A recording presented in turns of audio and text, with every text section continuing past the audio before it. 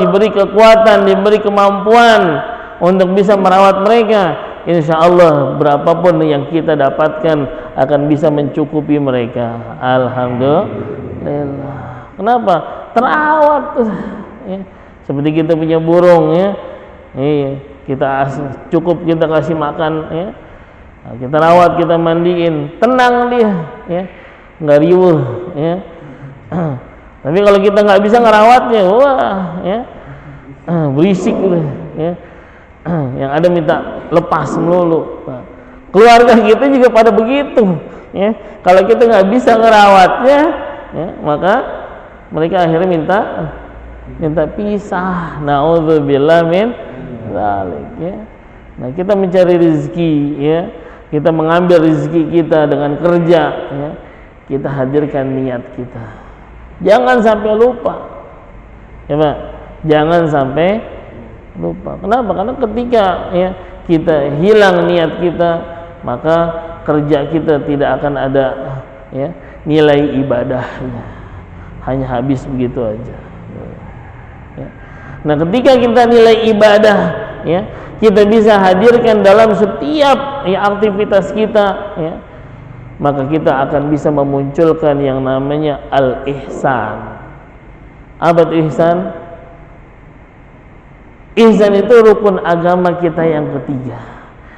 Untuk bisa beragama ada 3 pondasi. Yang pertama Islam, yang kedua iman, yang ketiga ihsan. Kalau ketiga ini terpenuhi, baru kita disebut orang yang beragama. Cuma sayangnya yang ketiga ini jarang kita penuhi ya. Padahal yang ketiga ini justru ya yang menjadi nilai terbesar untuk kebahagiaan hidup kita ya. Apa itu ihsan? An ta'budallah ka'annaka tarahu wa illam tarahu fa innahu yaraka. Ihsan itu adalah hendaknya kau beribadah kepada Allah seakan-akan kau melihat Allah Subhanahu wa ta'ala. Ketika kita tidak mampu merasa melihat Allah ya, maka rasakanlah hadir ya, Allah Subhanahu wa ta'ala sedang melihat kita ya. Nah, ketika kita kerja, kita hadirkan niat ibadah ya. Di situ kita hadirkan ihsan ya, bahwa kerja kita ini dilihat apa, kita melihat Allah Subhanahu wa ta'ala. Insyaallah kerja kita akan menjadi kerja yang profesional.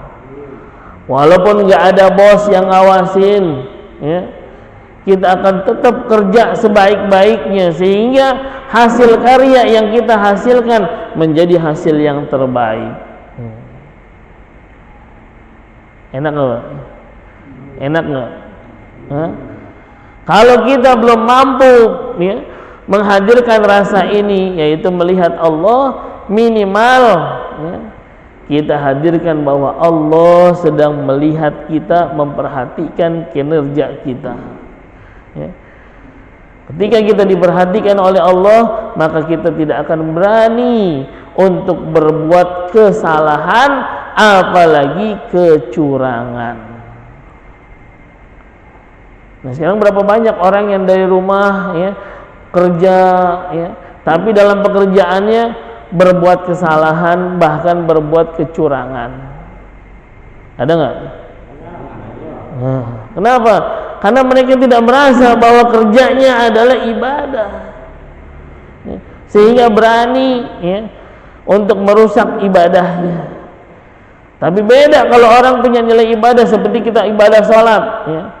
Walaupun ini perut udah bunyi-bunyi kerawak-keruk ya, ada dorongan pengen keluar anginnya ya. Apa yang terjadi? Kita tahan Pak, tanggung ya, tanggung ya, udah tinggal salam doang ya. Mau kentut ya, kita kentutin apa kita tahan Pak? Hah? Tahan ya. Jangan dikentutin. Kalau kita mau kentut sebelum kita memulai sholat, nah ini jangan ditahan, ya. Buang udah, ya. Ambil wudhu lagi baru kita sholat. Kenapa? Karena makruh kita menahan, ya, angin, ya, menahan kentut ketika mau memulai sholat. Ya. Apa akibatnya? Akibatnya nggak khusyuk, terganggu, kita bingung. Ya. Nahan, ya, sehingga kehusyuannya hilang. Ya. Tapi kalau udah di akhir-akhir, udah rakaat 4, ya, tinggal salam doang, nggak apa-apa ditahan, ya, nggak makruh. Ya Pak. Ya. Kenapa? Karena kita ngerasa ini ibadah. Ya. Begitu juga kerja kita dari pagi, dari jam 8 sampai jam 4 sore, ya. Kita nggak akan berani bikin kesalahan, kita nggak akan berani berbuat kecurangan. Kenapa? Karena ini menodai ibadah kerja kita. Kalau ibadah kita hilang, maka nilainya pun hilang. Ya. Jelas nggak? Jelas nggak? Ya. Nah, nanti dicatat tuh di pintu rumahnya tuh, ya. Niat, ya, pergi kerja. Ya. Pas mau buka pintu baca dulu, ya. Nawaitu, ya, ya. Saya berniat, ya, kerja, ya, mengambil nafkah, mengambil rizki. Jangan nyari, Pak, ya. Kalau nyari nggak ketemu, ya. Tapi ingat, setiap kita selesai kerja pasti kita akan dapat gajinya. Tuh. Ini berarti ngambil, jangan nyari, ya. Kalau nyari nggak ketemu, ya. Kalau yang nyari itu menuntut ilmu, ya. Menuntut ilmu itu bahasanya utlubul ilma, cari ilmu, ya. Kenapa? Karena nggak ditebar di jalanan, ya. Kita mesti nyari. Tapi untuk rezeki, ya, nawaitu, saya berniat, ya, pergi kerja untuk mengambil rezeki, ya, untuk dapat kekuatan, kemampuan merawat istri dan anak-anak, ya, untuk bisa membahagiakan mereka, ya, untuk bisa membesarkan mereka, ya. Nah, semua niat kita bacain, ya. Nah, setelah kita niat baru kita melangkah, baca sambil baca doanya. Apa doa keluar rumah? Apa doa keluar rumah? Bismillahi tawakkaltu 'alallahi la haula wala quwwata illa billah. Insyaallah pulang bawa rezeki yang banyak. Ya. Jangan lupa, ya. Nah, ini hadis, ya, membahas tentang niat, ya, tapi pada hakikatnya, ya, mengajarkan kita untuk menghadirkan niat di dalam setiap amal kita, ya. Apapun perbuatan kita jangan sampai terluput untuk menghadirkan niatnya, ya. Karena makin banyak niat yang kita hadirkan, maka nilai, ya, yang kita dapat pun akan makin besar, ya. Tapi kalau kita menghadirkan niat, ya udah hadir-hadir aja udah, ya. Kerja-kerja aja udah, ya. Nggak punya nilai, ya, yang besar, apalagi bertingkat-tingkat, ya. Padahal ingat, ya, hijrah saja niatnya bermacam-macam, ya. Ada yang untuk mendapatkan ridho Allah dan Rasulnya, ada yang untuk mendapatkan, ya, dunia beserta isinya, ada yang untuk mendapatkan perempuan dan segala macam niatnya, ya. Boleh nggak kita niatin yang lain-lain, ya? Boleh, ya. Untuk dapat boleh, ya. Kenapa? Karena kita memang ditarget seperti itu, ya. Lihat, ya, banyak beberapa hadis, ya.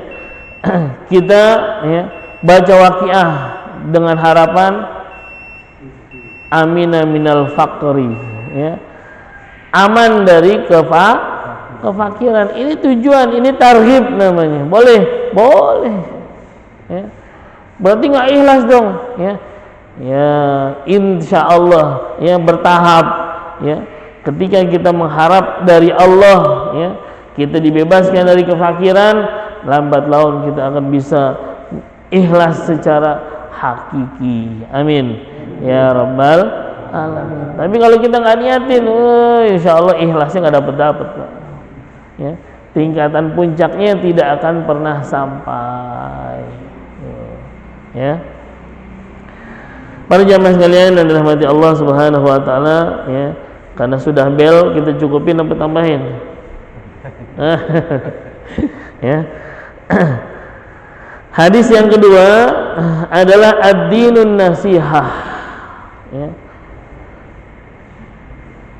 Baginda Rasulullah sallallahu alaihi wasallam bersabda, ad-dinun nasihah, agama adalah nasihat ya. Qalu, bertanya para sahabat, liman ya Rasulullah, agama menjadi nasihat itu untuk siapa ya Allah ya Rasulullah ya. Beliau bersabda, lillahi, bagi Allah, wali kitabihi, dan dari bagi kitab-kitabnya, wali rasulihi, dan bagi rasulnya, wali a'immatil muslimin, dan bagi imam-imam dari orang muslim, wa ammatihim, dan orang-orang awam dari orang muslim ya. Agama yaitu ya ma syara'ahu Allah ala lisani nabiyina Muhammadin sallallahu alaihi wasallam minal ahkam ya. Agama itu adalah sesuatu ya, yang Allah syariatkan melalui lisan baginda kita Nabi Muhammad sallallahu alaihi wasallam dari hukum-hukum. Agama ini ya pada dasarnya langsung wahyu dari Allah Subhanahu wa taala kepada Nabi kita Muhammad sallallahu alaihi wasallam ya. Dan dibatasi minal ahkami, dari hukum ya. Nah, tadi ya, hukum daripada amal ada 5, ada wajib, sunnah, mubah, makruh, dan haram ya. Nah, ini semua kehidupan kita namanya ya. Ini semua kehidupan kita, bukan yang wajib doang yang diurus sama agama kita ya. Bukan yang sunnah doang yang diurus sama agama, yang mubah pun ya diurus, yang makruh apalagi yang haram ya. Urusan makan diatur nggak sama agama kita? Diatur nggak sama agama? Diatur ya. Nah, setiap pengaturan yang ada ya, ini pada hakikatnya adalah nasihat bagi Allah untuk kita ya. Jadi apapun yang ada di dalam Al-Quran ya, itu sebenarnya adalah nasihat ya. Ini kalam Allah ya. Nasihat semuanya ya. Untuk apa? Untuk pencerahan hati kita, untuk pencerahan hidup kita ya. Bukan kita jadikan satu beban, aduh ya, yang beginian aja haram ya. Jadi susah ya. Enggak ya. Tapi harus kita jadikan pencerahan ya, supaya hidup kita lebih terarah, supaya hidup kita lebih teratur ya. Bahkan diperintahkan di dalam Al-Quran ya, urusan yang murah pun seperti makan ya. Kulu washrabu wala tusrifu. Makanlah oleh kalian, minumlah oleh kalian, tapi dengan ya, cara wala tusrifu, jangan berlebihan ya.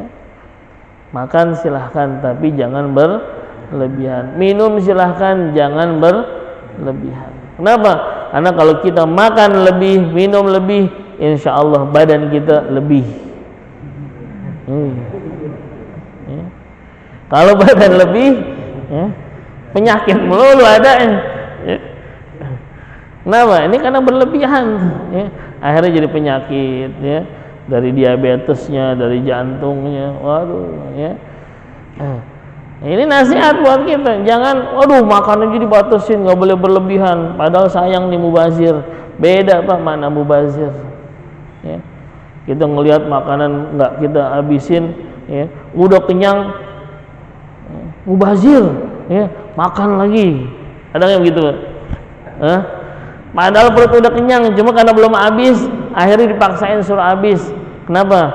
Mubazir. Bener nggak? Salah. Ya. Kita ini udah punya prediksi Pak untuk makan. Ya. Berapa kita sanggupnya? Ya. Ketika kita nggak sanggup untuk menghabiskan, langsung pisahin. Ya, pisahin, pindahin ke tempat yang lebih bersih. Ya. Kita bisa bungkus bawa buat orang rumah. Alhamdulillah. Ya. Atau kita bagi untuk, ya, saudara-saudara kita yang belum pada sarapan di luar. Ya. Jangan kita ngambil berlebihan, padahal ya, kita cuma bisa menghabiskan satu mangkok, kita ambil dua mangkok. Ya. Gara-gara ngambilnya kebanyakan, ya, kita nggak habisin, bilangnya mubazir. Ya. Nah, ini berlebihan, ngambilnya berlebihan, makannya berlebihan, akhirnya badannya lebih. Penyakit melulu ya ada. Ya. Tapi ingat, kita mesti cerdas. Ya.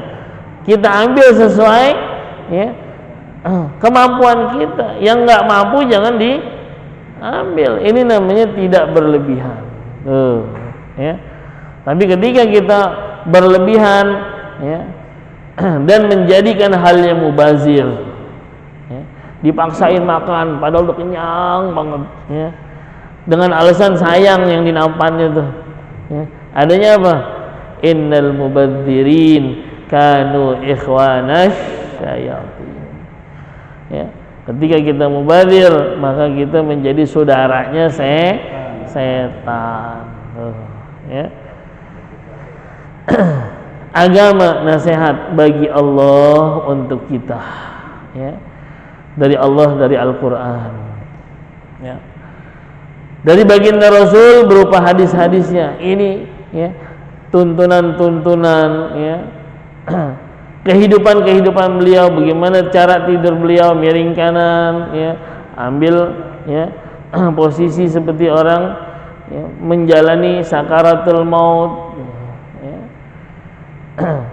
berpasrah dan berdoa kepada Allah Subhanahu wa Ta'ala. Ini sunnah-sunnahnya, nasihat untuk kita. Ya. Jangan kita jadiin beban, wah ribet tuh, ya, tidur aja pakai wudu dulu, ya. Tidur aja mesti bersih dulu, ya. Nah akhirnya, ya, kita hilang kesehatan kita. Ya. Kalau kita nggak ngikutin aturan-aturan sunnah, ya, nggak ada pencerahan, yang ada kita akan numpuk dengan masalah-masalah dan penyakit-penyakit. Na'udzubillah min. Ya. Begitu juga wali kitabihi, ya, kitab-kitab Allah, ya. Al-Quran terutamanya, ya. Ini kita baca. Ketika kita baca, jangan dijadikan satu beban, tapi jadikan ini satu nasihat untuk kita. Ya. Apa dalam Al-Quran kita bayangkan bahwa Allah sedang menasihati kita, ya. Sehingga timbul pencerahan Pak, ya, bukan satu beban, ya. Dan kita nggak perlu jauh-jauh nyari nasihat, padahal di semua Al-Quran dan hadis sudah tersedia nasihat untuk kita. Ya. Begitu juga, ya, wali rasulihi, dan untuk rasulnya, ya. Baginda Rasul, ya, ada hadis, ya, dari hadis qaulinya, ucapan, ya. Ada hadis dari perbuatannya yang disebut dengan fi'li, ya. ada lagi diamnya pun menjadi satu hadis untuk kita yang disebut dengan hadis takriri, ya. Nah, ini harus kita bayangkan, ini semua adalah nasihat, ya, sehingga tidak terbebani. Ya, kalau kita dapat nasihat, ya, atau kita mencari nasihat, ya, apa tujuan kita, Pak? Pak, kita datang nih ke guru atau ke orang tua minta nasihat, tujuannya apa? Hah? Tujuannya yang baik, ya iyalah yang baik, masa yang salah, ya. Tujuannya apa? Ya, minta pencerahan, ya. Mana yang salah dari perbuatan-perbuatan kita, ya, mana yang menyimpang dari perbuatan-perbuatan kita, ya. Nah, kita minta nasihat supaya diarahkan, ya, bisa kembali ada di jalan yang benar. Itu kan nasihat begitu, ya Pak, ya, ya. Ada pencerahan, ya. Artinya apa? Semua ini yang kita dapat, ya, dari Allah, dari kitabnya, dari Rasulnya, ya, dan dari imam-imam orang Islam, pemuka-pemuka orang Islam. Ada guru-guru kita, ya, ada imam-imam masjid, ada ustadz-ustadz kita, ya.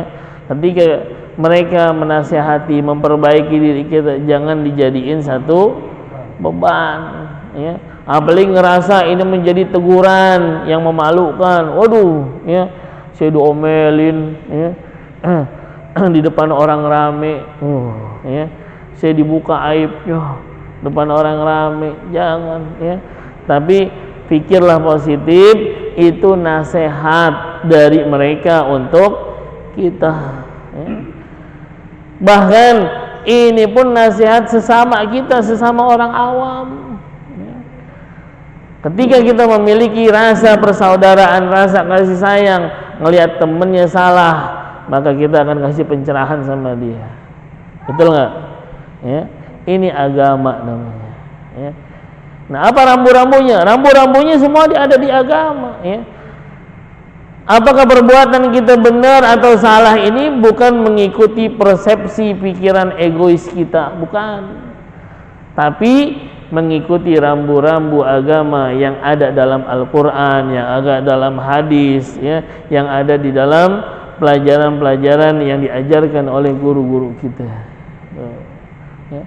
Nah, ini dasarnya, tujuannya untuk memberikan pencerahan agar kita kembali kepada jalan yang lurus. Ya. Tapi kalau agama ini kita jadikan beban, ya, sehingga kita tidak merasa dapat pencerahan dengan agama, ya. Banyak orang yang seperti itu, ya. Contoh, ya, ada nggak orang yang tidur nggak menutup aurat, tidur pakai celana cangcut doang? Ada nggak? Orang Islam bukan?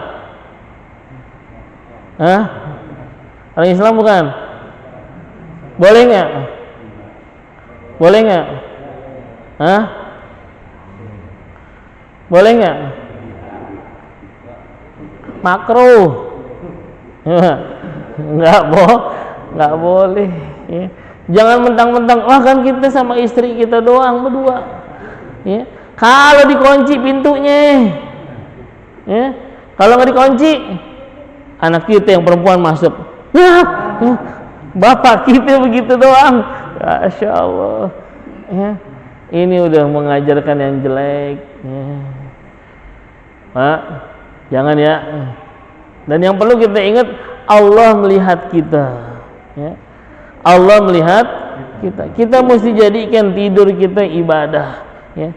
Dengan ajaran agama kita tahu, ya, kita harus merekayasa semua amal kita menjadi ibadah. Tidur pun harus kita bayangkan kita sedang beribadah, kita sedang dilihat oleh Allah. Jangan kita pikir, dilihat sama istri saya doang, ya. telanjang bulat juga nggak apa-apa. Ya, jangan Pak. Ingat ada Allah Subhanahu wa Ta'ala. Tutupin, ya. Ini mentang-mentang gerah, membuka aja semua, masya Allah, ya. Dan agama menasihati, ya, untuk tidur menutup aurat, ya. Nah, ketika kita tidur dengan membuka aurat, itu salah satu sebab Allah jadikan kita orang fakir.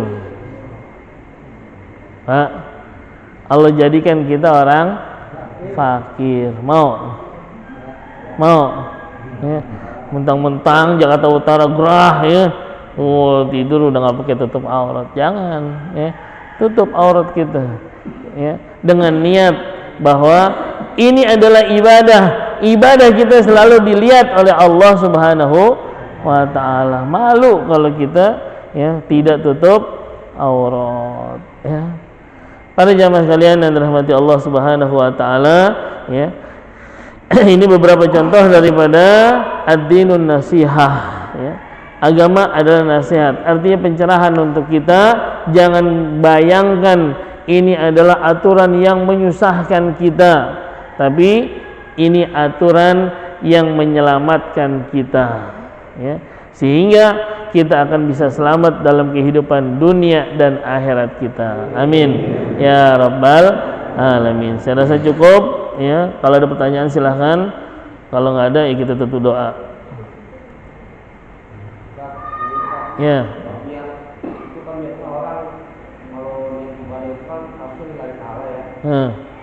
Ada juga niatnya pengen karena surga gitu Ustaz. Itu melenceng apa gimana Ustaz? Itu nggak melenceng, itu boleh. Masalah ya. Iya, sah-sah aja. Dia takut susah kubur apa takut neraka, dia ibadah, ya kan? Iya. Dan lillahi ta'ala kan gitu. Itu termasuk yang lillahi ta'ala, Pak. Kita mengharap, ya, dengan amal kita dapat surga, ya. Itu termasuk lillahi ta'ala. Kenapa? Karena yang punya surga kan Allah, ya. Yang punya surga Allah. Itu sudah termasuk niat lillahi ta'ala. Kenapa? Karena Allah juga yang menjanjikan, kan, dalam Al-Quran, ya, dengan kita beramal soleh, ya, kita akan dapat surga, ya.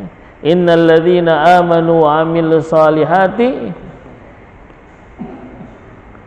ulaika hum khairul bariyah jazaohum inda rabbihim jannatin tajri min tahtihal anhar khalidina fiha abada. Allah yang menjanjikan jazaohum, ada balasan untuk mereka. Nah, ini kita minta sama Allah, ya. Ketika kita beriman dan beramal soleh boleh, ya. Nggak jadi larangan, bukan berarti kita wah belum ikhlas lo masih minta surga, ya. Ya, ikhlas. Kenapa? Karena surga punya Allah. Berarti kita memintanya kepada Allah, ya. Kita minta nilai daripada ibadah kita kepada Allah, ya. Itu ikhlas, ya. Ada lagi? Ada lagi yang mau tanya? Ya. Ya. Aurat.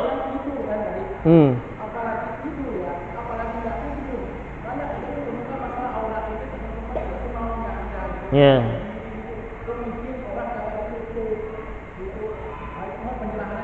Ya.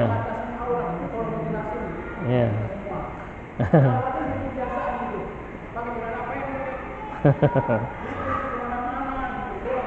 Ya.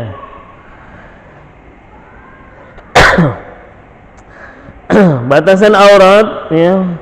Ada aurat di dalam salat, ada aurat di luar salat, ya. Kalau aurat di dalam salat insyaallah udah pada paham, ya. Untuk laki-laki mabaina surrah wa rukbah, antara pusar dan dengkul. Tapi kita luar biasa, ya. Walaupun yang wajib ditutup dalam salat antara pusar dan lutut, kita pakai baju. Ya, alhamdulillah, ya. Ini udah hal yang baik benar, ya. Kita bisa meningkat namanya, ya. Perempuan aurat dalam salat, ya, seluruh bagian tubuh kecuali muka dan tangan, ya. Ini aurat, ya, untuk perempuan, ya. Nah, aurat di luar salat, ya, bagi laki-laki sama dengan di dalam salat, ya, yaitu antara pusar dan lutut, ya. Dan ini aurat bagi siapapun. Artinya ketika kita berada dengan siapapun, ya, kecuali dengan istri kita. Dengan anak kita dengkul aurat, ya. Di atas dengkul lebih aurat lagi, ya. Pusar ke bawah ini aurat juga. Walaupun dengan putra-putri kita, ya. Nah, apalagi dengan orang lain, aduh, ya. Ingat Pak, ya, melihat aurat, memegang aurat, hukumnya haram, ya. Ketika kita yang membuka aurat, maka kita, ya, menebar keharaman kepada semua orang. Ada nggak orang yang rajin ke masjid tapi kalau keluar pakai celana pendek, ngeliatin bawah apa di atas dengkulnya, ada nggak? Ya. Nanti berlomba tuh Pak, dosa dia aurat sama sholatnya berlomba terus, ya. Bajakan mana kira-kira hitungan jamnya?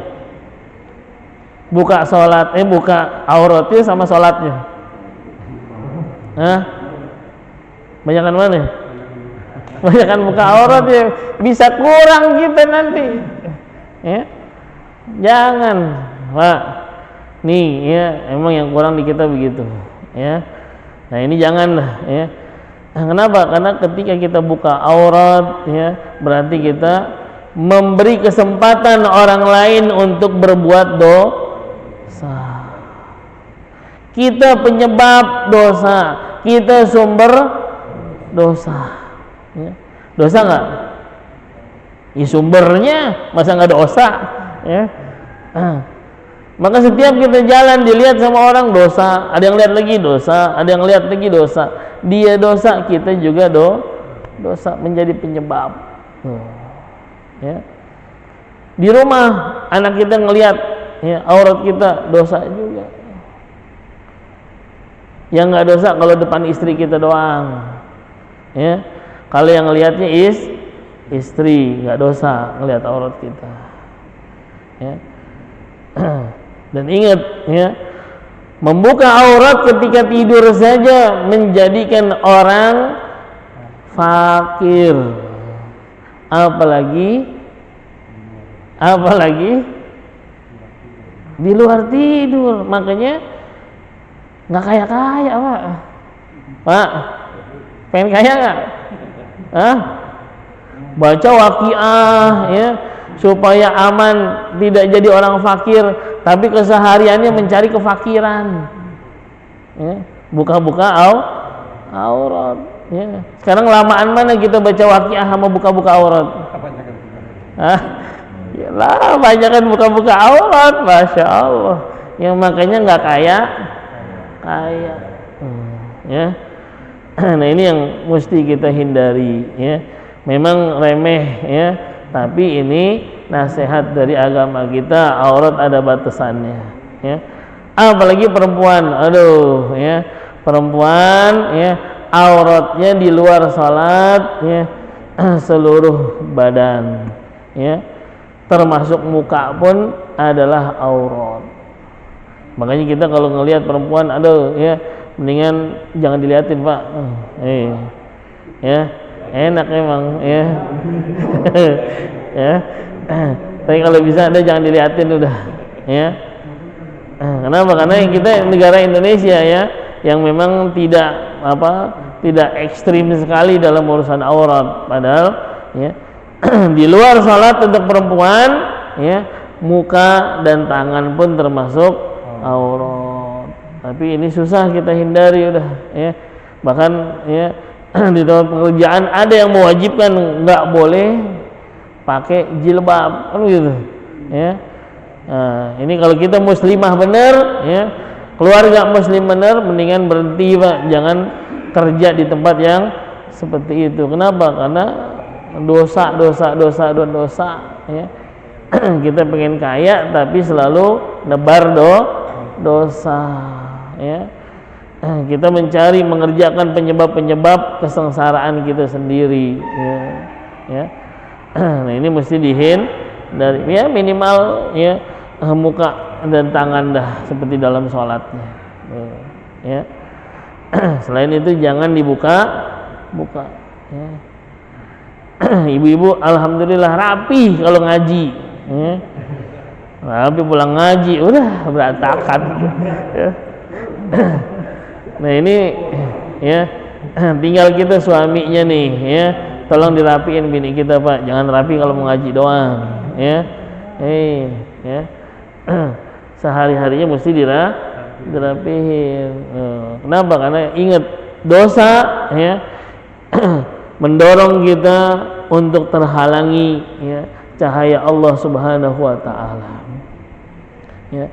Makin banyak dosa, makin tebal dinding penghalang kita dari cahaya Allah Subhanahu wa taala ya. Ketika cahaya Allah agak sampai ke kita karena terhalangi dengan dosa, maka insya Allah ya kasih sayang Allah, cinta Allah ya ini akan tidak sampai ke kita, yang akhirnya kita akan hidup susah terus menerus. Na'udzubillah min ya. Cukup ya. Alhamdulillah. Ustaz doa monggo. Ayo.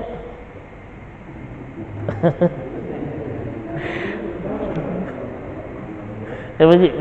Ayo.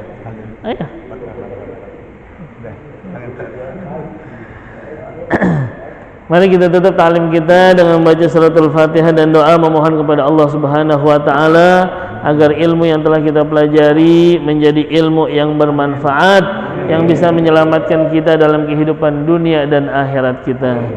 Ala hadhihi niyyah wa ala kulli niyatin salihah wa ala man salafuna salihun wa ala man wal hadirun bi jahi nabiyina Muhammadin sallallahu alaihi wasallam bi sirri asraril Fatihah. Bismillahirrahmanirrahim. Alhamdulillahirabbil alamin arrahmanir rahim maliki yaumiddin. Iyyaka na'budu wa iyyaka nasta'in ihdinas siratal mustaqim siratal ladzina an'amta 'alaihim ghairil maghdubi 'alaihim waladdallin. Rabbighfir lana wa liwalidina amin. Amin amin amin amin. Allahumma qina syarradz zalimin waj'alna min fitnati hadhihi dunya salimin. Allahumma ij'alna minal maqbulin. Allahumma ij'alna minal muttaqin. Allahumma ij'alna minas salihin. Allahumma ij'alna minal mukhlasin. Fa ya khairan nasirin bi rahmatika ya arhamar rahimin. Da'wahum fiha subhanaka Allahumma wa bi tahiyyatihim fiha salam wa akhir da'wahum anil hamdulillahi rabbil alamin. Wassalamu alaikum warahmatullahi wabarakatuh. Sallallahu alaihi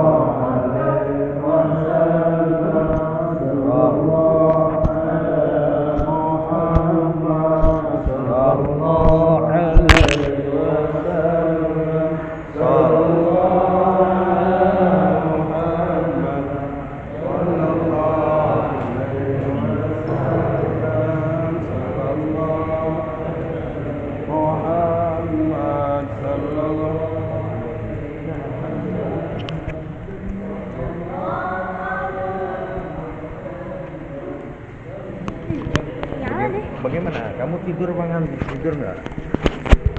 Mama gini. Oh,